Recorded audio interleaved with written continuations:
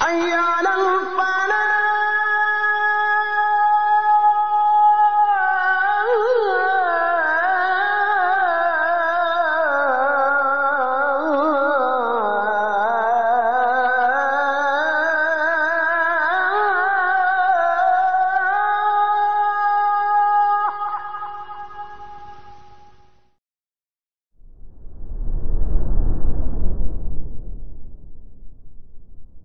Innal hamdalillah nahmaduhu wa nasta'inuhu wa nastaghfiruh wa na'udzu billahi min shururi anfusina wa sayyiati a'malina may yahdihillahu fala mudilla lahu wa may yudlil fala hadiya lahu asyhadu an la ilaha illallah wahdahu la syarika lahu wa asyhadu anna Muhammadan 'abduhu wa rasuluhu la nabiyya ba'dahu fa inna asdaqal hadits kitabullah wa khairal hadi hadi Muhammadin sallallahu alaihi wasallam wa syarral umuri muhdatsatuha wa kullu muhdatsatin bid'ah wa kullu bid'atin dhalalah wa kullu dhalalatin finnar. Amma ba'd. Kita lanjutkan ikhwah sekalian kajian kitab Kifayatul Akhyar fi Halli Ghayatul Ikhtisar karya Syekh Taqiyuddin Al-Hisni rahimahullah. Masih berkaitan dengan syarat sah salat, yang mana perlunya atau disyaratkan al-qiyam bagi salat fardu, yaitu berdiri ketika salat fardu, dan juga istiqbalul qiblah, menghadap ke kiblat. Maka dikatakan oleh beliau di sini wa'lam an yashtarita atau an yushtaratu aidha an yakuna musalliyal fardi mustaqirra. Ketahuilah bahwasanya disyaratkan juga untuk orang yang salat fardu, ya, ini bukan salat sunnah tapi salat fardu, untuk mustaqirra. Orang yang salat fardu ini mustaqir, menetap dia, menetap. Ya. Fala yasihhu minal mashi wa in istaqbala al-qiblah. Maka tidak sah salat fardu orang yang berjalan walaupun menghadap kiblat. Ya. Jadi lagi jalan Allahu Akbar. Ya. Ya. Atau Allahu Akbar, kemudian dia jalan bukan karena mengisi shaf atau gimana, tapi memang jalan menuju tujuan, ya. Ya. Kayak misalnya dari kamar mandi sana nih, dari tempat wudu sana. Ya. Imam takbiratul ihram, Allahu Akbar.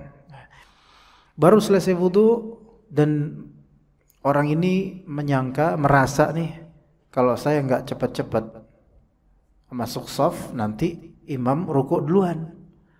Akhirnya keluar dari tempat wudu, mendapati semua makmum sudah pada ikutan sholat. Dia dari sana udah Allahu Akbar duluan, madhab kiblat, sambil jalan menuju ke shaf ini. Maka apakah sah sholatnya? Tidak sah sholatnya. Gitu ya. Atau orang ini masbuk, atau dia lagi umrah, ya, atau haji, atau ke Saudi Arabia, ke Masjid Nabawi atau Masjidil Haram, dan dari hotel sudah qomat misalnya. Qamah, dia langsung bergegas menuju ke Masjid Nabawi atau Masjidil Haram bersama dengan jemaah lainnya yang juga sedang pada menuju masjid. Di jalannya dia dengan hadap kiblat sambil Allahu Akbar sambil jalan. Kemudian baca Al-Fatihah. Maka dikatakan karena orang ini enggak mustaqir, enggak menetap, enggak nancep di suatu spot bagian bumi, melainkan dia berjalan, maka tidak disebut sah salatnya. Ya. Tidak disebut sah. Begitu juga wala minar rakibil ladzi tasiru bihi dabbatuhu li'adam istiqrarih.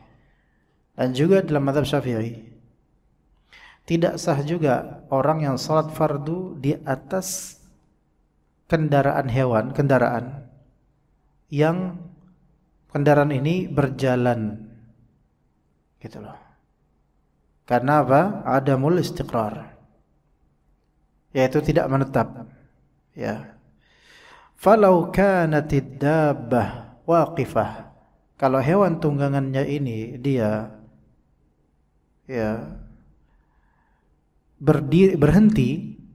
berhenti nih hewan tunggangannya.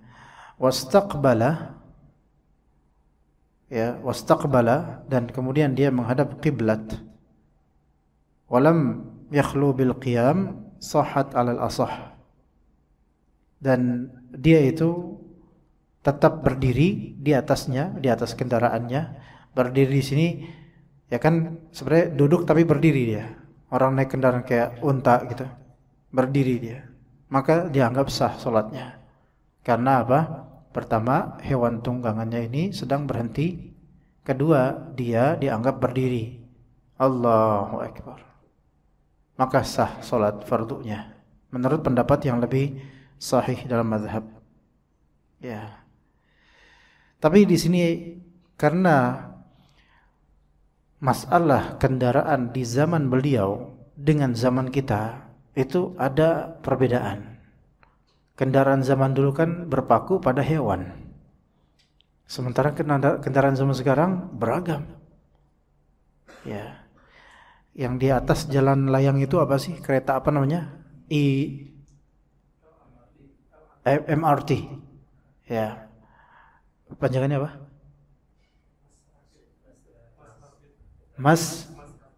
Rapid.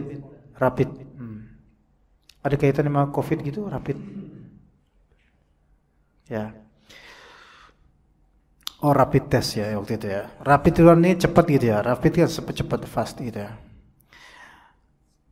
Bagaimana hukumnya di sana? Hukum naik bis, sholat di bis, sholat di kereta, sholat di pesawat, sholat di kapal laut. Nah itu mungkin kita ambil saja artikel yang sifatnya kontemporer ya. Karena kalau misal dikiaskan dengan bagaimana perkataan dari ulama zaman ketika itu nggak terjadi sekarang. Ada nggak di antara antum yang safar dengan kendaraan hewan? Sok siapa? Kalau dari wajahnya nggak ada kayaknya, ya kan? Semua rata-rata mobil, pesawat, gitu kan? Kereta. Baik. Di sini kita bahas as-salat 'ala ar-rahilati was-safinati wat-ta'irah. Hukum salat di atas kendaraan, rahilah kendaraan untuk safar, safinah kapal, ta'irah, safinah itu kapal laut, ta'irah pesawat terbang. Ini tidak ada pembahasannya di kitab Kifayatul Akhyar. Jadi kita ambil yang relevan aja ya untuk bahasa sekarang dan konteks kekinian. Tapi harus dibedakan nanti.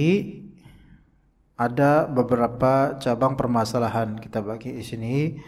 Ada 4 masalah. Masalah pertama, salat sunnah di atas kendaraan saat safar, itu satu. Kemudian masalah kedua, salat fardu di atas kendaraan, ya di atas kendaraan, dan ini termasuk include di dalamnya bis. Kemudian yang ketiga, salat di atas kapal laut. Salat di kapal laut. Yang keempat, salat di pesawat. Oke. Pertama dulu. Yang pertama dan kedua ini sama-sama salat di atas kendaraan darat ya. Namun masalah pertama salat sunnahnya, masalah kedua salat fardu. Salat sunnah di atas kendaraan ketika safar. Dikatakan oleh para ulama boleh. Ya. Boleh sholat sunnah di atas kendaraan baik hewan maupun kendaraan dengan teknologi modern ketika lagi safar. Safar itu bepergian jauh dengan jarak tempuh minimal 85 km. Itu boleh sholat sunnah kemanapun kendaraan tersebut menghadap. Ya, dengan dalil dari Al-Qur'an surat Al-Baqarah 115, fa aina ma tuwallu fa thamma wajhullah. Maka kemanapun kalian berpaling ya, maka disitulah arah menuju Allah Azza wa Jalla.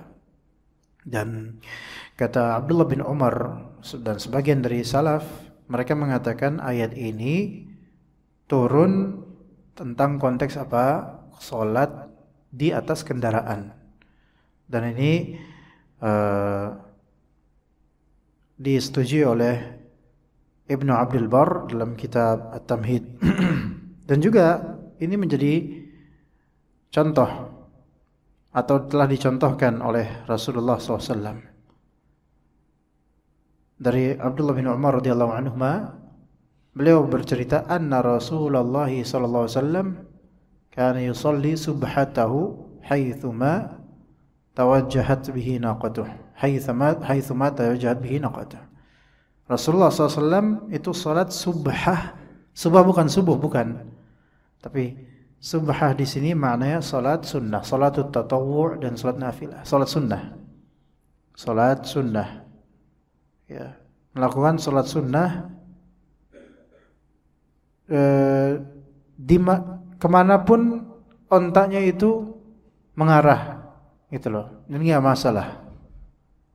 Ya, seolah seperti apa? Bahwasanya istiqbal qiblah, menghadap qiblat itu bukan syarat sah salat saat salat sunnah di safar, di atas kendaraan. Ya, ketika itu di atas kendaraan, walaupun itu unta lagi jalan, ya maka salat sunnah di safar di atas kendaraan itu tidak disyaratkan menghadap kiblat. Tapi ketika antum mampu untuk menghadap kiblat, hadaplah kiblat itu, dan setelah itu ya terserah itu kemana arahnya. Oke. Taib. Juga di hadis Ibnu Umar lainnya, dan ada beberapa hadis yang beliau menceritakan seperti itu. Juga hadis Amir bin Rabi'ah radhiyallahu anhu, beliau berkata, "Ra'aitu Rasulullah SAW ala rahilatihi haitsu tawajjahat bih." Aku melihat Rasulullah SAW salat di atas kendaraan untanya, kemanapun kendaraan itu pergi, mengarah kemanapun. Ya.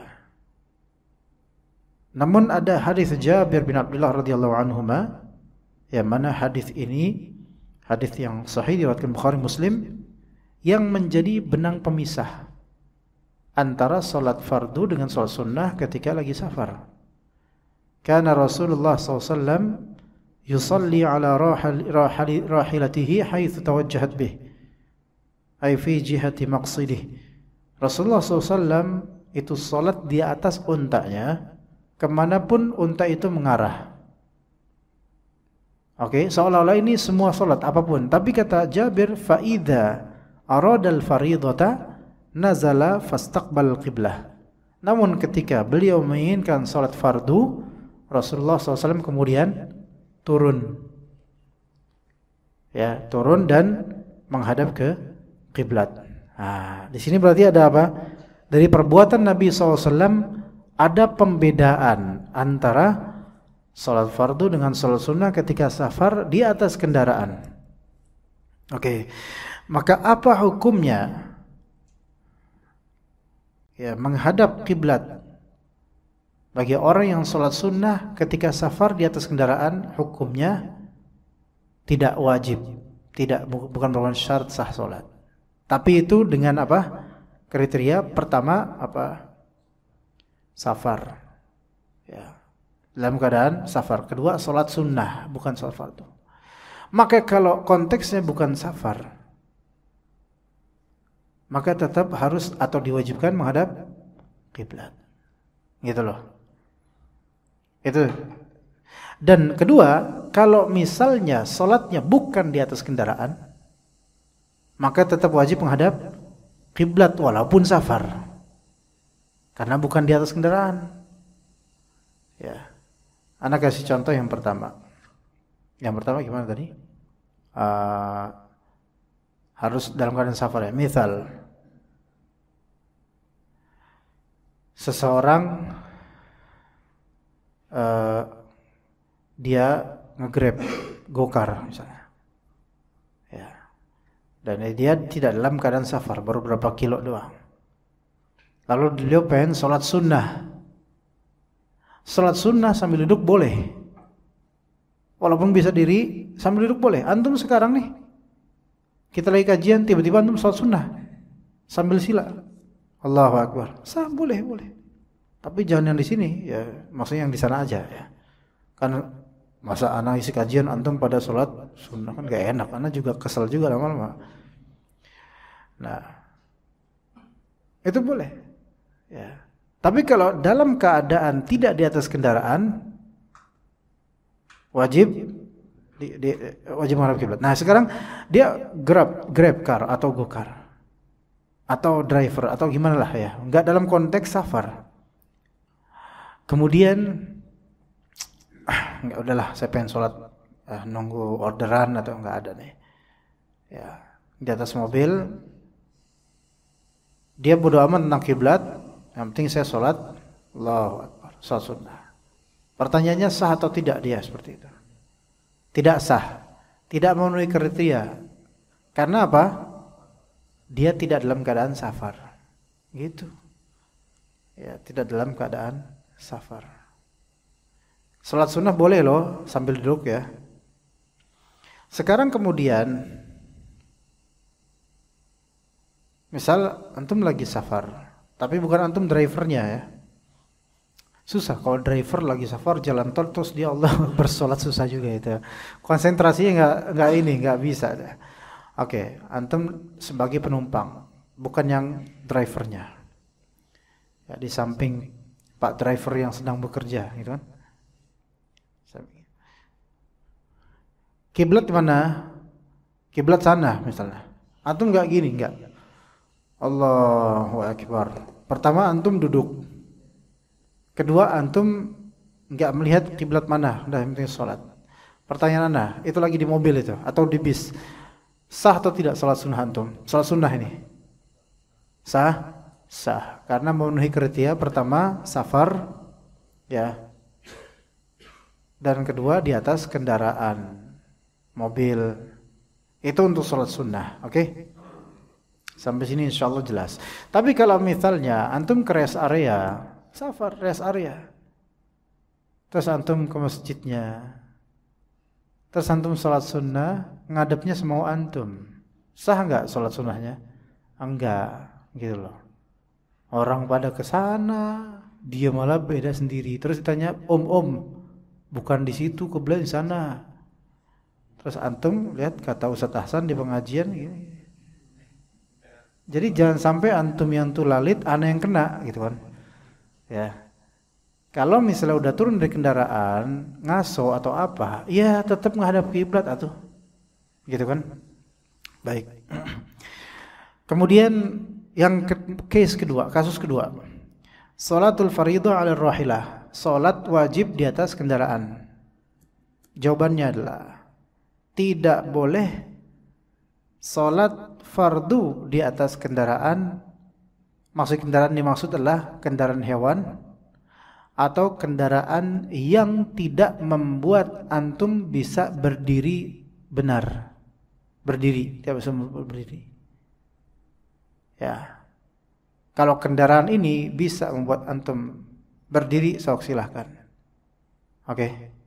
Faham di sini. Ini akan ada kasus nanti, berapa cabang permasalahan. Ya. Salat fardu itu di antara syarat sahnya adalah al-qiyam, berdiri. Ya, itu poin paling pentingnya itu. Kemudian menghadap kiblat, jelas itu. Oke. Maka salat di atas kendaraan seperti kendaraan binatang bisa berdiri enggak? Ya, mungkin bisa. Yaitu dengan pose berdiri seperti ini. Oke. Tapi itu binatang. Mobil nggak bisa berdiri, duduk aja bisanya. Bis mungkin bisa, tapi di mana gitu loh? Di tengah-tengah di jalanan gitu. Oke, bis, mobil, apalagi kereta. Kereta kadang-kadang ada musolahnya, ada, terutama yang eksekutif ya. Nah, sekarang gimana nih? Aslinya tidak boleh salat di kendaraan yang tidak membuat antum berdiri dan tidak menghadap kiblat. Ini sepakat para ulama mazhab yang 4 semua sepakat enggak boleh. Karena kata Allah Azza wa Jalla surah Al-Baqarah, "Hafidhu 'ala as-salawati was-salatil wusta wa qumu lillahi qanitin fa in khiftum farijalan aw rukbana. Ya, kita disuruh menjaga salat, dan jika kalian ada wa qumu lillahi qanitin, maka berdirilah kalian dalam keadaan taat, berdiri, disuruh berdiri. Jika kalian itu dalam keadaan takut karena perang, farijalan aw rukbana, maka silahkan rijal, yaitu sambil jalan atau sambil berkendaraan. Ini tentang salat fardu. Kalau dalam konteks umum nyaman, maka wajib asalnya apa? Berdiri dalam salat fardu. Tapi kalau dalam keadaan takut, ya, takut akan musuh, takut kehilangan ini itu, ya, maka boleh sambil berjalan atau berkendaraan. Nah, maka hukum asalnya adalah apa? Berdiri. Ya, berdiri. Hukum salat fardu duduk di kendaraan pada asalnya tidak sah. Oke? Gitu ya. Di mobil, bis ataupun kereta. Pada asalnya tidak sah. Ada pertanyaan enggak sini? Pasti antum, waduh, gimana dong? Pada asalnya tidak sah. Ketika antum menemukan kesulitan yang tidak memungkinkan untuk berdiri dan menghadap kiblat, barulah diberi uzur, gitu loh. Jadi kembali ke tadi, salat fardu di atas kendaraan, ya, tidak membuat antum berdiri, ya, maka tidak sah. Wah, gimana nih? Ya, sementara misal waktunya mepet. Nah, waktunya mepet. Kasih contoh ya. Antum dari Jawa Tengah ke Jakarta. Berangkat jam 5 sore. Atau dari sini ke Jawa Tengah gitu.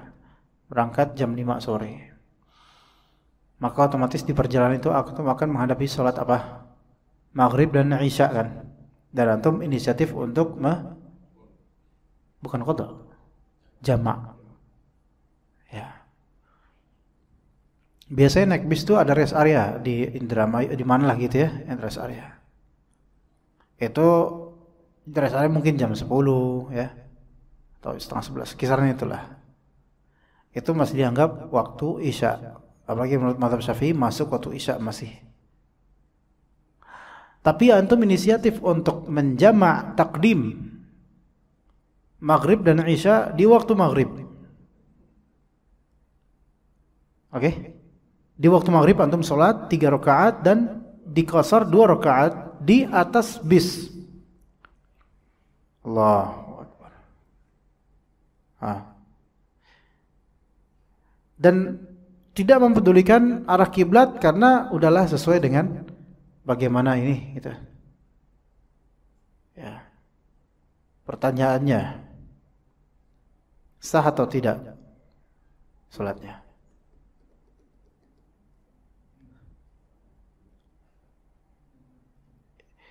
Yang bisa jawab boleh tidur di pengajian, ayo. Pada anteng baik.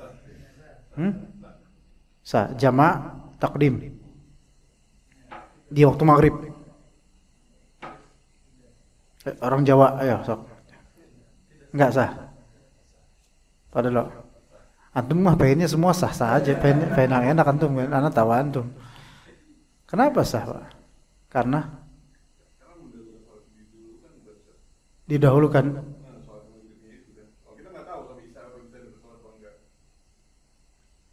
Isya bisa sholat apa enggak maksudnya? Enggak, nanti kan di rest area jam 10, Pak. Takutnya nanti mati gitu. Kayaknya antum kalau jalan enggak mikir gitu juga, Pak. Kayaknya anak enggak yakin.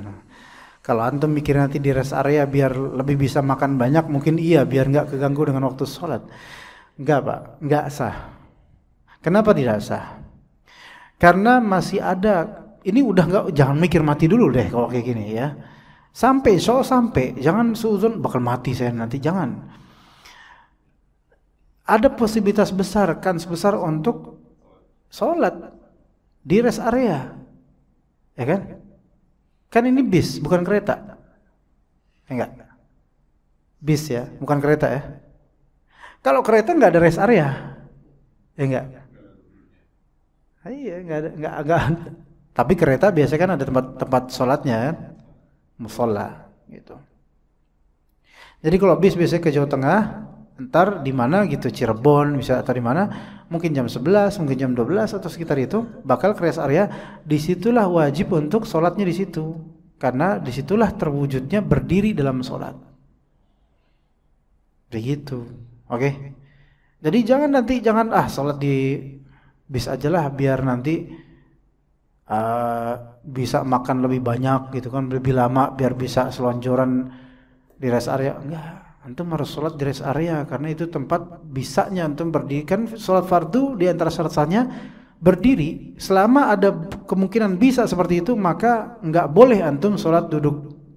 Kecuali ketika udah sampai rest area, antum ketiduran, tidur, ya, kebangun, waduh, nanya ke orang, udah berapa menit? 5 menit lagi selesai ini, mau berangkat. Wah, gak makan dong, harus makan, karena butuh makan. Makan, udah mau berangkat aja, ya udah naik lagi. Apa yang dilakukan? Salatnya di mana? Rest area juga mau ditinggalin? Ya enggak, di atas. Baru di situ diberi uzur. Di situ baru diberi uzur. Dan ketika dia naik bis, enggak mungkin kan dia selalu menghadap kiblat seluruh salatnya, kan bis ini. Gimana cara dia untuk ini? Pakai ini. Oke, bahasanya. Allahu Akbar. Isi belok. Gitu belok. Belok lagi, ntar kayak gini. Enggak. Yang afdal kalau bisa dia cari kiblat, ya. Ya, kemudian pertama aja Allahu Akbar sambil duduk, karena nggak mungkin di bis antum diri sholat nggak bisa khusyuk, yakin. Belum lagi goncangannya, belum pandangan orang sekitar atau ganggu orang nanti ke WC dan seterusnya. Jadi di atas tempat duduk, ya. Itu kalau nyampenya setelah subuh. Kalau nyampe di lokasi tujuan sebelum subuh, kalau memang antum yakin gitu, maka tunggu sampai. Karena tetap wajib atas antum ketika itu untuk bisa sholat berdiri, sholat fardu.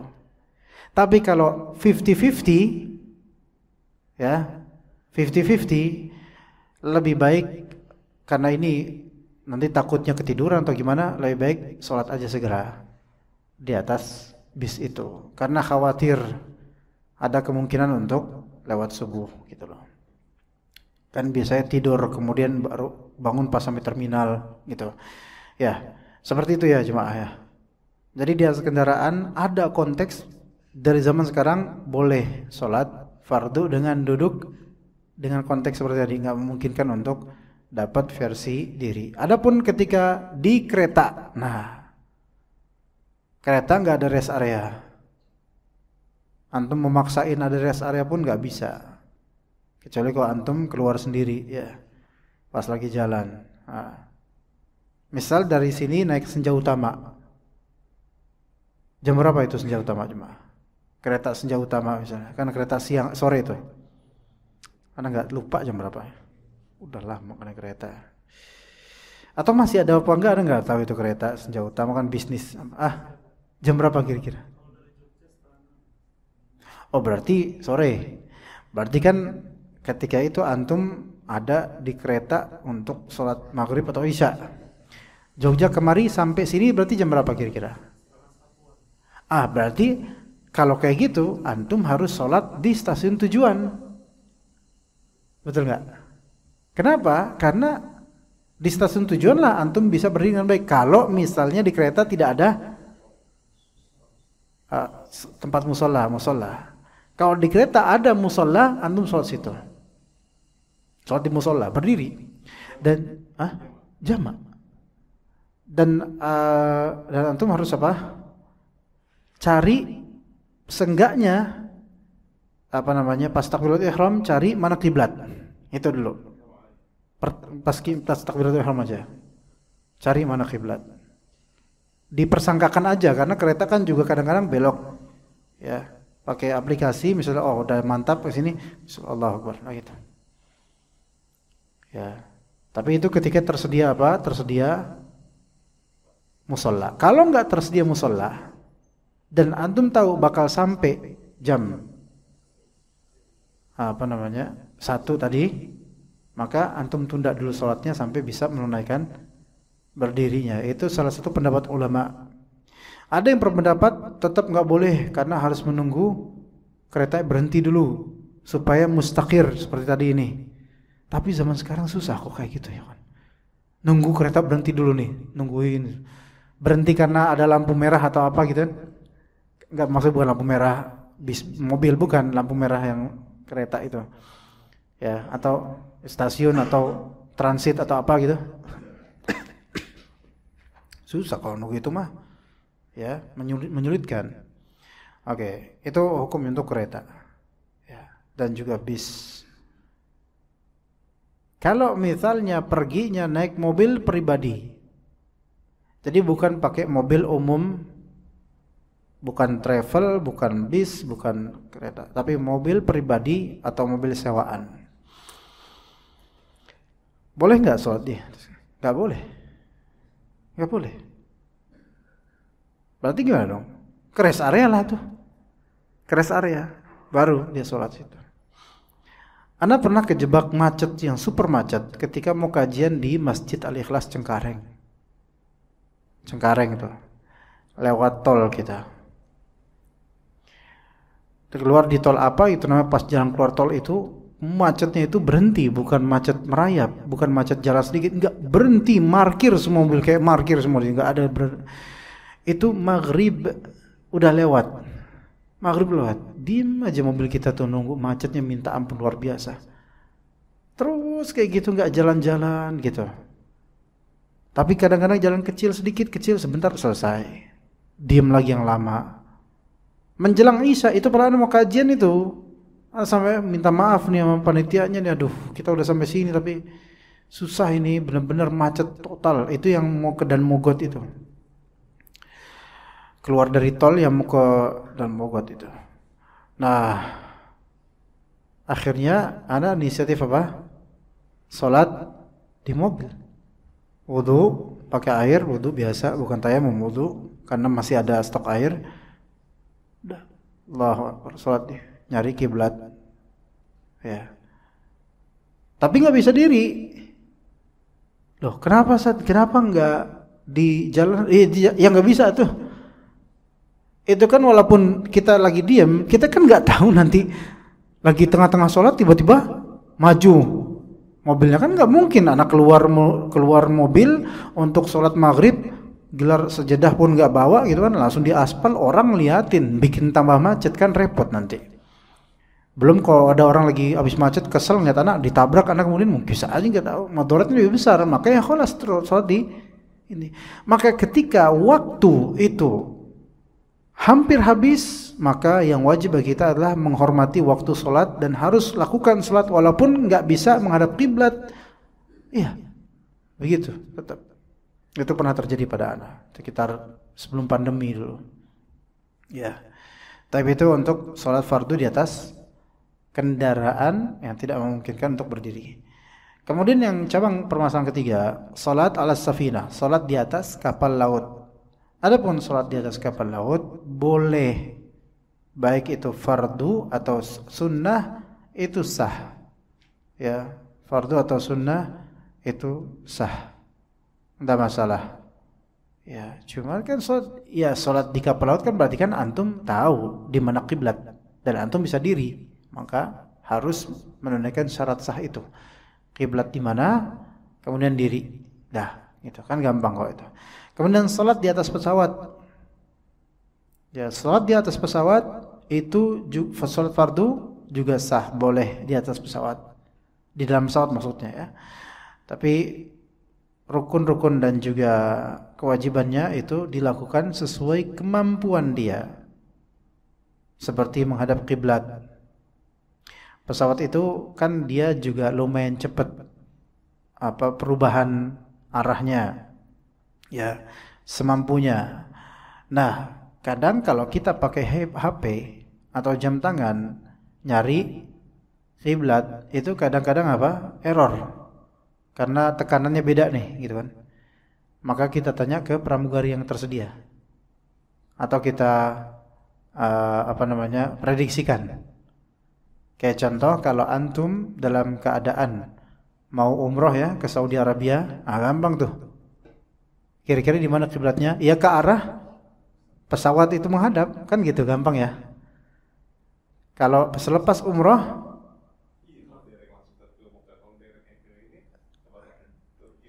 ya itu urusan antum. Ya seenggaknya kan umumnya kan kayak gitu. Ya anak nggak ngomong ke Turki atau ke apa. Yang penting kan dari Mekah ke sini atau ke sini ke Saudi gitu loh. Globalnya gitu. Ya pasti pramugarinya itu pasti ngomongnya kayak gitu. Iya. Dan kita kesulitan kan, ada ruangan kalau di kapal Saudi ya. Itu yang paling bagus tuh. Kalau untuk Saudi selalu menyediakan tempat mushola. Gitu. Tapi qadarullah, kalau Ana nggak tahu antum, pengalaman antum gimana pesawat lain, Ana pakai pesawat lain yang nggak usah disebut namanya, itu malah nggak ada malah. Ya, karena Saudi memang memperhatikan sih masalah ini, apalagi pelanggan mereka banyak yang umroh gitu kan. Nah itu cuman sebatas mana, ikhwan? Sepetak ini aja situ, sepetak ini doang. Iya, dengan berapa ratus orang gitu loh. Jadi kadang ngantri. Nah itu kalau miring ya susah. Jadi mau nggak mau kita harus flat gitu ya, imam ke sana, imam ke sini, nggak bisa miring, nggak bisa ini, nggak bisa ke sana, nggak.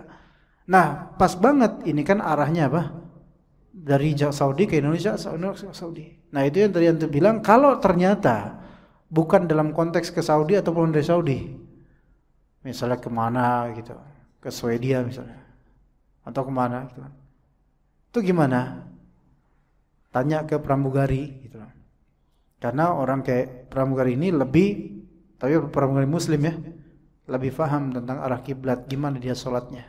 Kalau tetap nggak ketahuan, lihat kalau dia siang hari kira-kira matahari sebelah mana gitu kan bisa difikirin lagi tuh.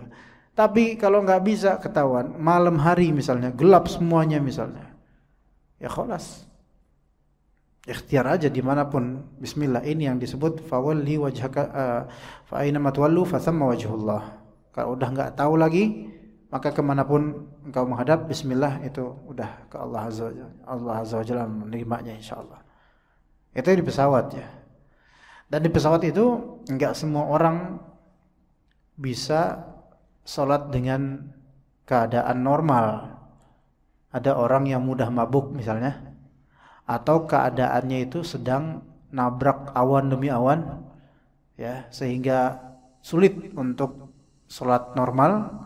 Kalau memang khawatir jatuh atau apa, kan biasanya juga nggak boleh kalau sedang pesawat apa sih namanya, turbulence ya, itu biasanya nggak boleh, ke kamar mandi aja nggak boleh, apalagi sholat, mungkin disuruh duduk dulu ya. Ketika itu apakah dia ketika disuruh duduk dulu, apakah dia sholat duduk? Jangan, nunggu nanti setelah turbulensinya udah hilang, dia sholat normal di tempat musola. Begitu. Kalau semuanya udah normal ya. Kecuali kalau ini waktu subuh dan waktunya hampir habis.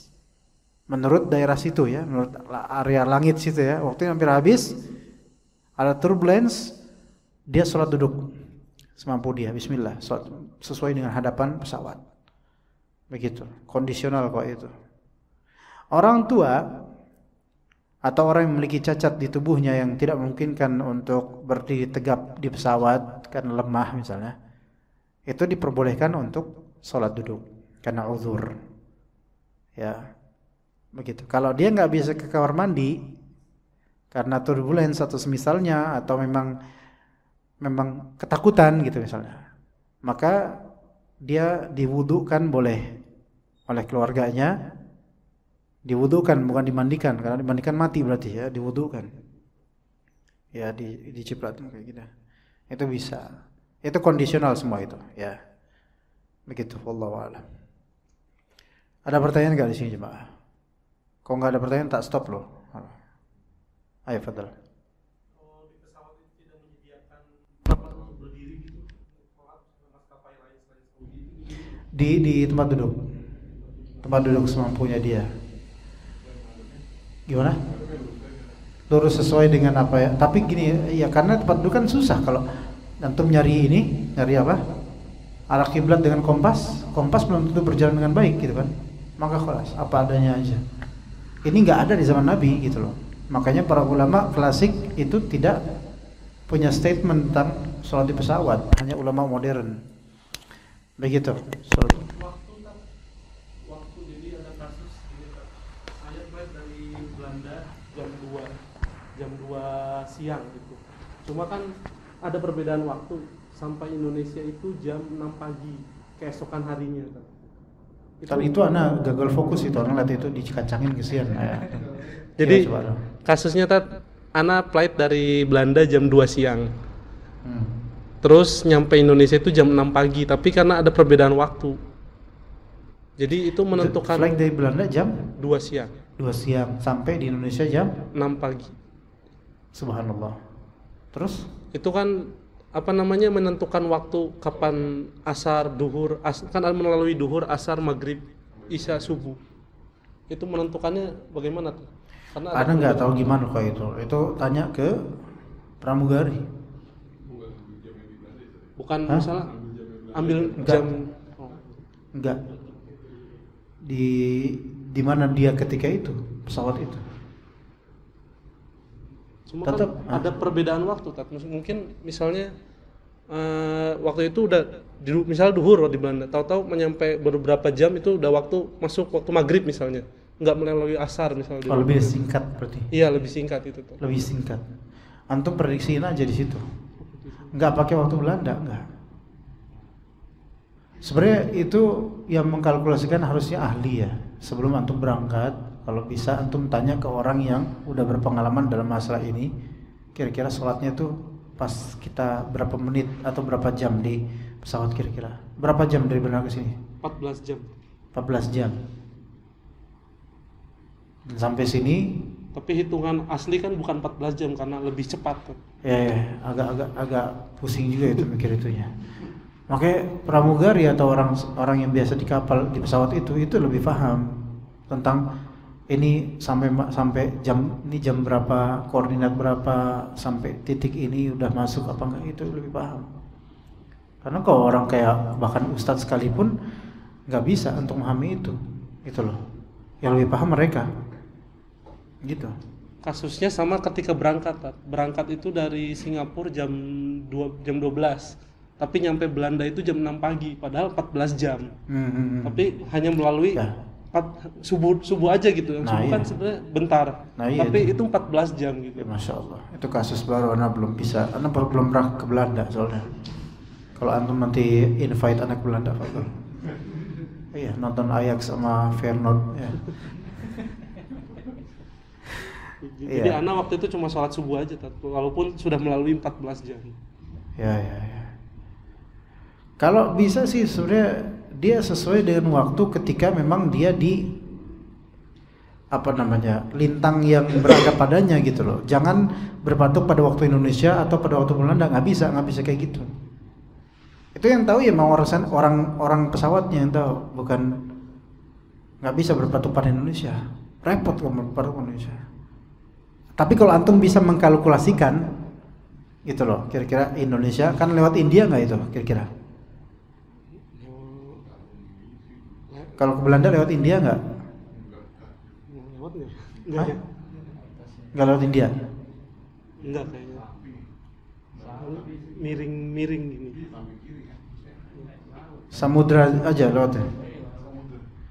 Ya disejajarkan di India, misalnya India nanti jam berapa? Itu kalau bisa antum mengkalkulasikan ya. Kalau nggak bisa, Allah alam, nggak tahu. Iya. Makanya tanya aja yang pramugari yang muslimah. Ya, muslimah yang soimah. Ya. Gitu. Ya, Anda nggak bisa mengatakan gimana-gimana, Allah alam. Syukran. Ya, tapi yang Allah alam pastinya antum tetap harus ada sholat lima waktu. Nggak bisa dengan gara-gara perjalanan dipersingkat terus ada sholat yang skip, nggak mungkin. Karena pasti antum mengalami di pesawat itu momentum walaupun nggak lama masuk waktu maghrib atau isya pasti ada, pasti itu. Begitu. Ya bisa diqadha juga, betul. Iya. Bisa diqadha, di jama'.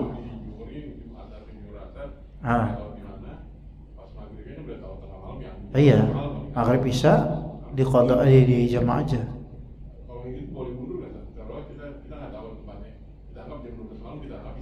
Ya, untuk memastikan bahwasanya sudah masuk malam. Ya, bisa. Itu solusi yang bagus. Bang Dado boleh keluar sekarang. Ya, bisa seperti itu biar lebih pasti. Kalau antum jam 2, jam berapa berangkatnya? Di pesawat, di bandara bisa. Zuhurnya jam 2 lebih. Di Belanda jam 2 lebih. Subhanallah. Ya, antum kenapa sih harus ke Belanda, enggak ke mana gitu? Hah? Dinas gitu apa gimana? Masya Allah. Apa ada Saudi Airlines dari Jakarta ke Belanda? Oh gitu. Masya Allah. Iya. Tapi ada lagi ikhwan? Pertanyaan? Kalau nggak ada kita cukup sampai sini insyaallah. Ya barakallahu fikum jami'an wa sallallahu ala nabiyyina Muhammad wa ala alihi wa sahbihi ajma'in. Subhanakallahumma bihamdika asyhadu an la ilaha illa anta astaghfiruka wa atubu ilaik. Assalamualaikum warahmatullahi wabarakatuh.